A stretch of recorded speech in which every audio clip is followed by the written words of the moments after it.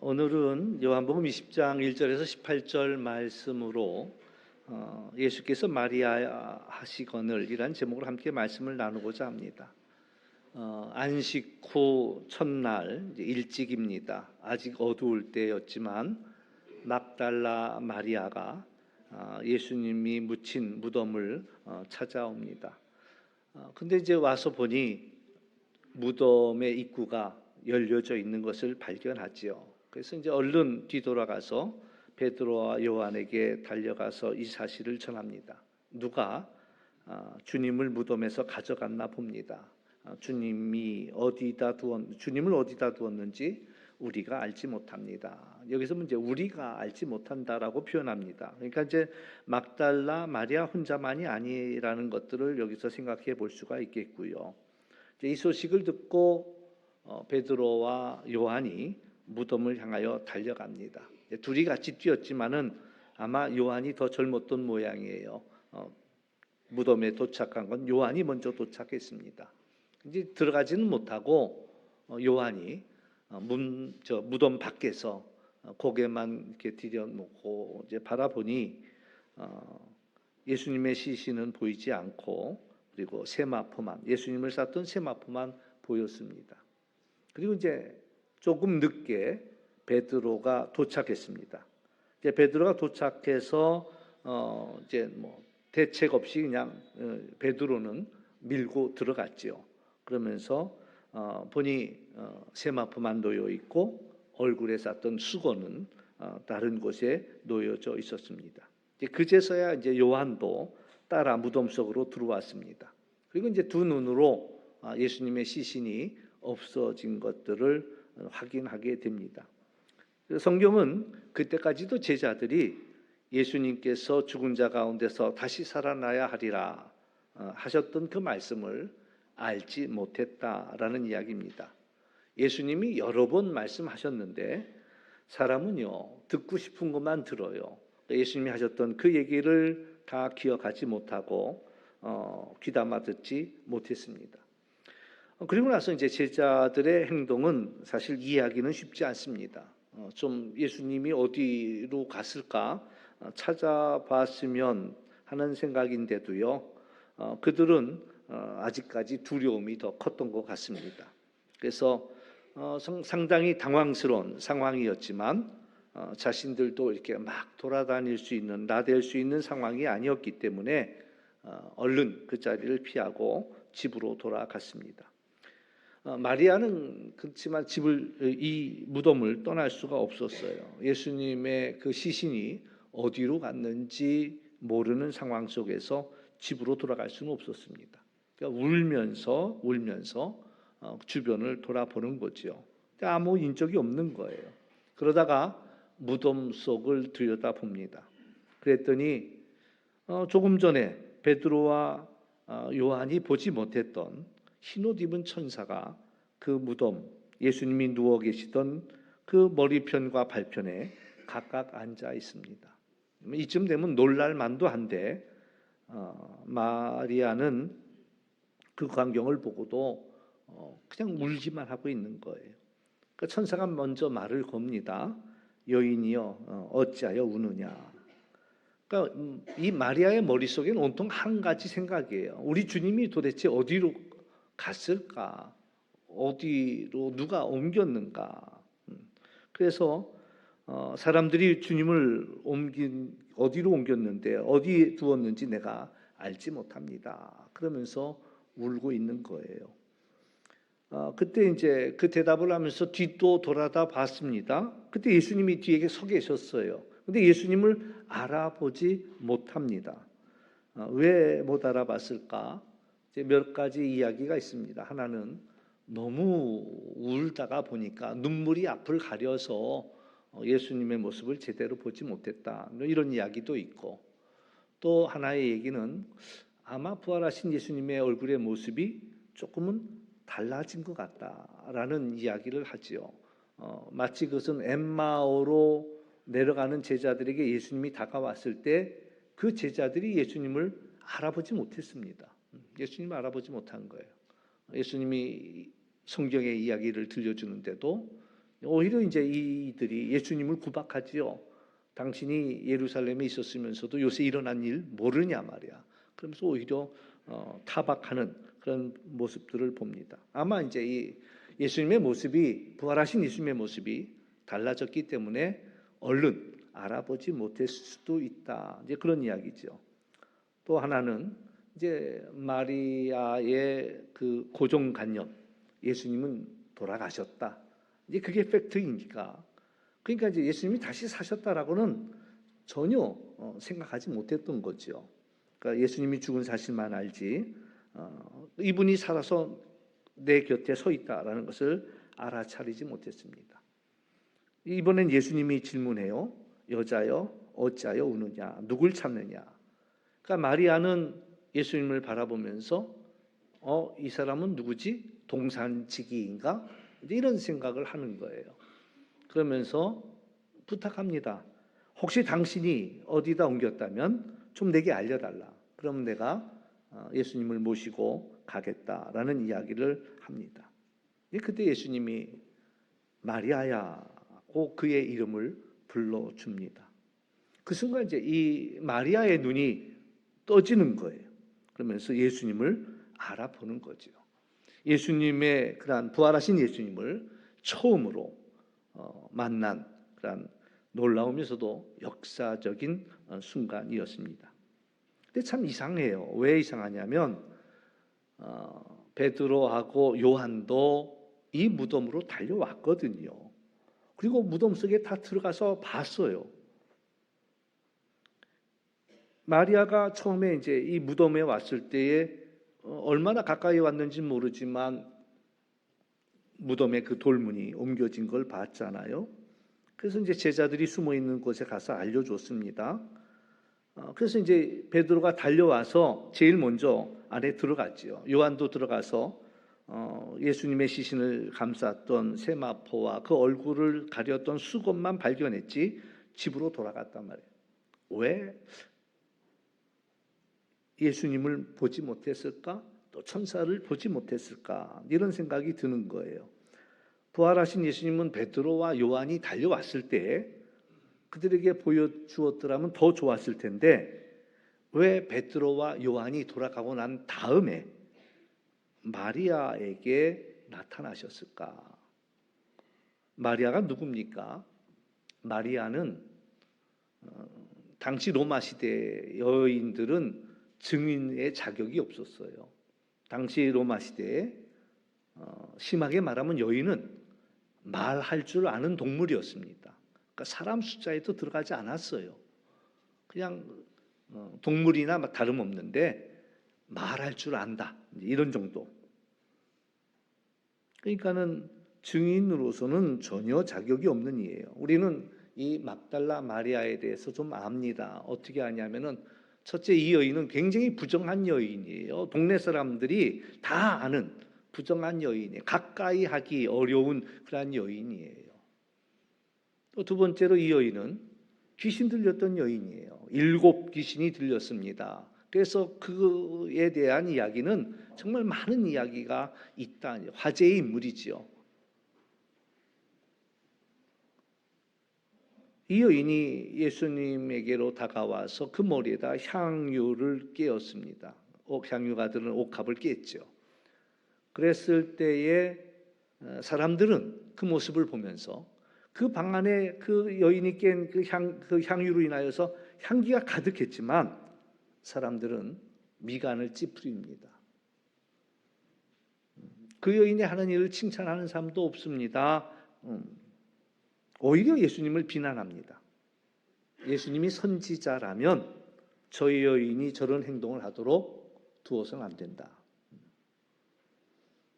그러니까 어떤 면으로 생각해 봐도 예수님이 마리아에게 당신을 보여주는 것보다는 차라리 제자들에게 보여주는 것이 당연했다라는 이야기입니다. 그런데 왜 마리아냐라는 이야기죠. 마리아에게 다른 점이 뭐가 있을까요? 안식 후 첫날 일찍이 아직 어두울 때 무덤으로 갔습니다. 아무도 무덤에 찾아갈 생각을 하지 아니할 때 그럼에도 불구하고 마리아는 집에 있을 수가 없어서 무덤으로 갔다라는 거예요. 우리가 방구석에서 생각해 보면 가봐야 소용없는 일입니다. 무덤을 지키는 군사들이 있었어요. 또 우리가 향유를 가지고 찾아간들 무덤 문을 열도록 가만두지도 않습니다. 그리고 이미 돌아가신 지가 사흘째예요. 요한복음 11장에도 나사로가 죽어서 이미 사흘이 지났을 때 썩어서 냄새가 난다고 그랬거든요. 예수님이 돌아가신 지가 벌써 사흘째예요. 그러니까 무덤에 갈 이유는 하나도 없었다라는 이야기죠. 그래서 방구석에 머무는 사람이 있는가 하면 그래도 방구석에서 나와야 한다고 생각한 사람이 있었다라는 거죠. 하나님의 일은, 하나님의 역사는 방구석에 남아있는 사람에게 있지 않고 어찌할 바를 알지 못하지만 그럼에도 가까이 다가서는 자에게 있다라는 이야기예요. 아직 어둑어둑할 때 일어나 부스럭거렸겠지요. 옆에 자던 사람이 묻습니다. 왜 일어났어? 더 자지? 아니야. 왠지 내가 무덤에 가야 될 것 같아. 라는. 가서 뭐하게? 그러면서 부석부석 나가는 그 일을 향해서 뒤에다 잔소리를 할 수도 있습니다. 위험한데 지금 예수님도 잡아 죽였는데 괜히 우리 따라다니던 거 알면 우리 모두가 위험해질 수도 있는데 왜 이렇게 나대냐 말이지. 그 핀잔하는 그 이야기를 들으면서 그는 무덤에 갔습니다. 그 무덤에 갔는데 놀라운 것을 발견하지요. 무덤 문이 열려 있는 거예요. 그러니까 바로 돌아와서 이들에게 알립니다. 그러니까 이제 베드로와 요한도 달려가서 확인했습니다. 무덤을 막았던 돌문이 열렸고 시신 싸맸던 세마포는 따로 놓였고, 근데 시신이 온데간데 없는 것들을 확인하고 그들은 집으로 돌아왔습니다. 마리아의 마음은 좀 같이 이 주변을 좀 찾아봤으면 좋겠다라는 마음이지만 제자들도 잠시 생각하더니 그냥 집으로 돌아갑니다. 그러니까 마리아는 이러지도 저러지도 못하는 거예요. 따라서 집에 갈 수도 없고 또 어떻게 할 바도 모르겠고 그저 눈물만 난 거예요. 우리가 방법을 모를 때는 그 자리에 머물러 있는 것도 나쁘지 않다라는 거예요. 잠시 행동을 멈추고 그 자리에 머물러 있는 것들이에요. 우리가 이제 기도할 때 기도를 크게 두 종류를 이야기합니다. 우리가 흔히 알고 있는 우리가 아뢰는 기도가 있는가 하면 또 하나의 기도의 방법은 듣는 기도가 있습니다. 하나님이 말씀하시는 것을 듣기 위해서 그 자리에 머무는 거예요. 또 때로는 하나님이 말씀하실 때까지 기다려 보는 거예요. 근데 사실 우리는 익숙하지 않은 거예요. 처음에 이제 그 시외 전화가 공중 전화에서 가능해졌을 때 그때 DDD라고 이야기했는데 이제 부산에다 전화한다. 우리 이제 신학교에 부산에서 올라온 친구가 있는데 이제 집에다 전화하려면 동전을 갖다가 1,000원짜리 동전을 이제 20개 정도 이제 2,000원을 바꿔 갖고 100원짜리 동전을 한 20개 손에 쥐고서 이제 전화해요. 그러면 이제 막 5초마다 100원이 뚝뚝 들어가니까 착착 넣으면서 이제 전화하는데 이미 이제 이쪽 손에는 뭐라고 얘기할 건가 다 적어놨어요. 다 적어놨어. 그러니까 이제 동전 넣으면서 막 얘기하다가 이제 20개 동전이 딱 끝나는 순간 엄마 잘 있어. 나 끊을게. 그냥 끊는 거야. 근데 어느 날 이제 어머니가 편찮다는 연락이 왔어요. 어머니한테 따지는 거야. 내가 매달 전화했는데 왜 아프다 소리 안 했냐고 막 엄마한테 따지는 거야. 그러니까 엄마가 하는 얘기가 네가 내가 얘기할 시간을 줬니? 지 얘기만 막 떠들어내고 동전 다 떨어졌다고 끊을게 하고 끊어놓으니까는 얘기할 시간도 없었던 거예요. 똑같은 거야. 우리는 예수님의 이름으로 기도합니다. 아멘 하고서는 그냥 바로 일어나서 나가니까 하나님께서 이야기하고 싶어도 들으려고 하지 않고 그냥 가버리니까. 여러분 기도하면 하나님께서 뭐라고 말씀하시나 좀 머물러서 좀 기다려봤으면 좋겠어요. 좀 기다려봤으면 좋겠어요. 우리가 금요심야 기도 이렇게 하는데 이제 자유롭게 기도하세요. 이제 이러고 나면은 다 빠져나가는데 시간이 얼마 걸리지도 않아. 싹 마리아는 그 자리에 머물러 있다가 예수님을 만나는 놀라운 일들을 경험한다 말이죠. 이제 거기서 울고 있다가 무덤 속을 들여다봤더니 아까 베드로와 요한이 보지 못했던 그런 천사를 보게 됩니다.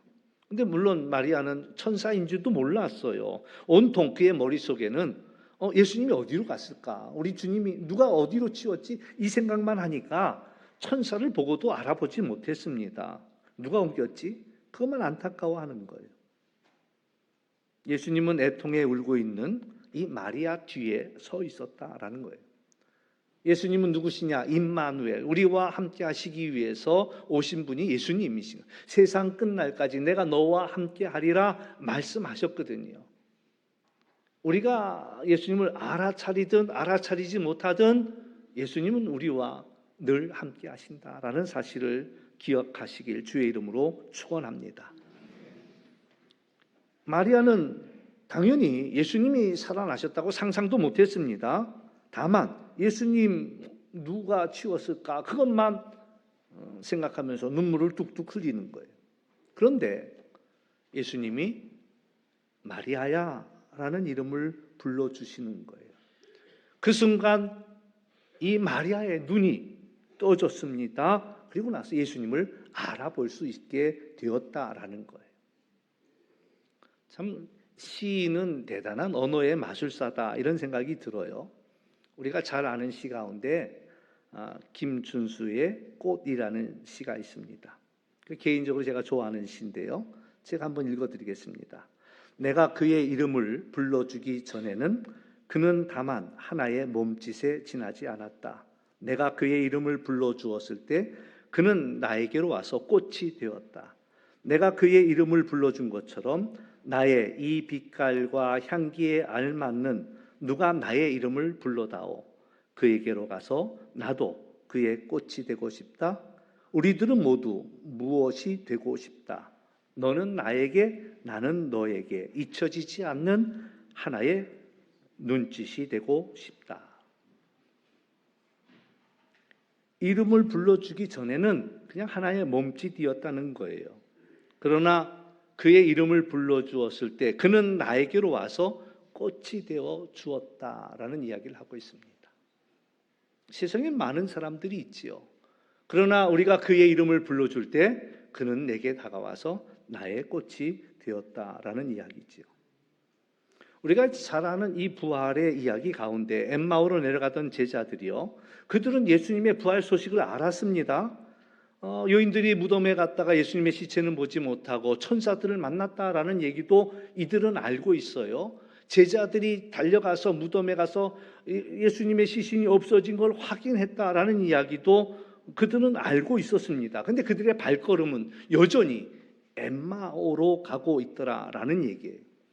그리고 나서 그날 저녁에 그 예수님을 붙잡고 예수님이 그들을 위해 떡을 떼는 그 순간에 그제서야 그들이 알아차린 거예요. 아, 이분이 예수님이시다라는 것을 그제서야 알아차린 거지요. 예수님이라는 걸 알아차린 그 순간 그들은 발걸음이 바뀌었습니다. 그리고 예루살렘을 향하여 그 밤에 올라가기 시작했다라는 이야기예요. 부활하신 예수님이 마리아의 이름을 불러주는 순간 이 마리아는 모든 것들이 달라졌습니다. 그에게 일어난 사건이 된 거예요. 인격적인 사건이 된 거예요. 자기에게 일어난 일이에요. 오늘 우리가 교회를 향해 오면서도 길에서 수많은 사람들이 있었겠죠. 그러나 그들은 그냥 스쳐 지나간 사람이지 아무도 아니에요. 그러나 어느 순간 내 삶 속에 뛰어들어오는 어떤 이가 있다라는 이야기죠. 이제 우리 교인들하고 이제 신방을 하면요, 한번 같이 밥을 먹고 나잖아요. 그러면 나가실 때 악수하는 게 달라요. 딱 악수를 하는데 손을 꽉 쥐어. 그럼 그 얘기는 말은 안 해도 뭐냐면 우리 지난주에 밥 먹은 사이입니다. 이제 이런 의미가 되는 거야. 밥 한 번 저하고 안 먹은 분들은 그런 악수 못 해. 근데 이제 저하고 밥 먹어본 분들은 딱 손을 쥘 때 그냥 꽉 쥐면서 우리 특별한 사이지요. 이제 이런 느낌을 주고받습니다. 그러니까 우리가 늘 봐도 그냥 흘려 지나가는, 그냥 흔들리는 하나의 몸짓으로 끝날 수 있는 일들이 내게 어떤 하나님께서 이 땅에 사람의 몸을 입고 그 이 땅의 역사 속에 들어올 때 그 결정적인 순간을 우리는 카이로스라고 이야기합니다. 이 마리아의 삶 속에 부활하신 예수님이 뛰어들어오신 거예요. 그리고 그의 이름을 불러주었습니다. 그가 달라졌습니다. 더 이상 울면서 그 무덤 주변을 헤매는 이가 아니라 기쁨이 충만해서 제자들에게 달려가서 정말 거침없이 이야기할 수 있는 증인이 되었다라는 거예요. 예수님을 만나고 나니까 더 이상 어떤 고난도 이제 문제가 되지 않습니다. 어떤 위협도 어떤 핍박도 문제가 되지 않습니다. 남들이 누리는 거 다 누리지 않아도 문제가 되지 않습니다. 마리아는 부활의 첫 증인이 되었습니다. 제자들에게 달려가서 내가 예수님을 보았다고 외쳤습니다. 예수님이 이렇게 말씀하라고 증거했습니다. 증인이 뭐예요? 자기가 본 것에 대해서 목숨도 걸 수 있는 사람입니다. 하나님의 말씀을 맡은 예언자가 되었습니다. 예수님 부활하셨어요 라는 소식을 전할 수 있는 그런 예언자가 되었다. 그의 삶은 이전과 이후가 완전히 달라졌다라는 이야기입니다. 제가 지금도 새삼 깨닫는 사실 중에 하나는 사람들이 참 안 바뀌어요. 안 바뀌더라고요. 옥하는 목사님이 평생을 제자 훈련에다가 힘을 쏟았습니다. 근데 이제 그의 말년에 하시는 얘기를 들었어요. 자기가 한평생을 제자 훈련했으니까 좀 사람들이 달라졌겠거니 했는데 안 바뀌더래요. 안 바뀌더래요. 근데 언제 바뀌느냐? 부활의 주님을 만나고 나니까 달라지더라고요. 겁쟁이 이 제자들이 부활의 주님을 만나고 나니까 달라지는 거예요. 죽는 것도 두렵지 않은 자가 되더라라는 이야기죠. 사도 바울은 어떻습니까? 핍박하던 자예요. 예수 믿는 사람들을 쫓아다니면서 핍박하던 자예요. 그러나 그가 부활의 주님을 만나고 나니까 자기가 자랑하던 것들도 다 쓸데없는 것들 내려놓고 오히려 복음을 전하기 위해서 핍박을 받는 자가 되는 것을 오히려 기뻐했다라는 거예요. 사도 바울이 겪었던 고난은 이루 말할 수 없습니다. 수많은 죽음의 위협을 당하고 더군다나 유대인들이 얼마나 밉겠어요. 예수 믿던 사람을 핍박했던 그이가 오히려 이제 배반하고 이제 예수님을 전하기 시작하니까 얼마나 유대인들이 이 바울이 믿겠어요. 근데도 바울은 한 번도 그것을 후회하지 아니하고 죽을 때까지 예수님만을 전하는 자로 살아갔다라는 이야기죠. 우리 주님은 우리 뒤에 계십니다. 우리와 함께 하십니다. 우리의 이름을 불러주십니다. 이제 부활의 사건은 남의 얘기가 아니라 바로 나에게 이런 사건이 되었다. 마리아에게. 그래서 우리도 마찬가지예요. 방구석에 앉아있는 것이 아니라 주님께로 가까이 나아가야 합니다. 또 지난 한 주간을 여러분들은 어떻게 보내셨습니까? 고난 주간을 보낼 때 내가 정말 주님께 가까이 가고 있었는지, 또 주님이 우리 부르는 소리를 우리는 들을 수 있었는지.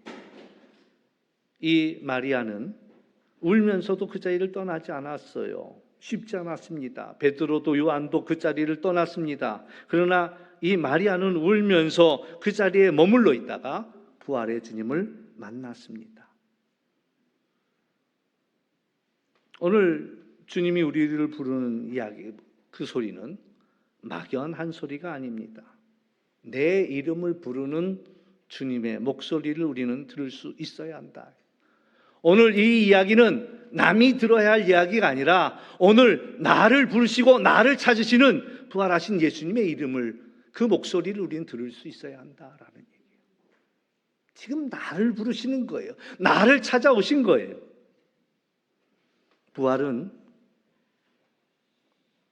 지금도 현재 진행형입니다. 2000년 전의 사건이 아니에요. 오늘 우리는 부활절 예배를 드리고 있습니다. 예수님의 부활을 기념하는, 축하하는, 2000년 전에 그 부활을 축하하는 예배를 드리고 있는 것이 아니라 3.1절 예배는 기념 예배입니다. 광복절 예배는 기념 예배입니다.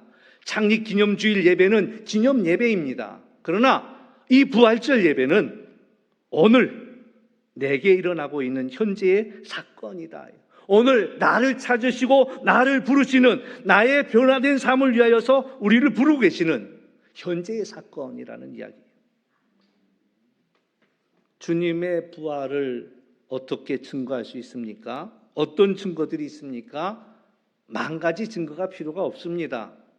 내가 부활의 주님을 만나고 내가 달라지면, 내 삶이 달라지면 그것 하나로만도 주님이 오늘 부활하셨다는 분명한 증거가 된다는 사실 기억하시면서 오늘도 부활의 주님을 만난 이로 살아갈 수 있기를 주의 이름으로 축원합니다.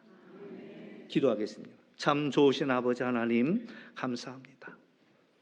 예수님께서 마리아의 이름을 불러주셨을 때 마리아가 변화되었던 것과 마찬가지로 오늘 우리의 이름을 불러주시는 그 주님의 음성을 들으며 오늘 주님과 동행함을 결단하는 우리 모두가 될 수 있도록 인도하여 주옵소서. 우리 주님 부활하셨습니다. 그 증거는 나를 보십시오. 내가 달라졌습니다.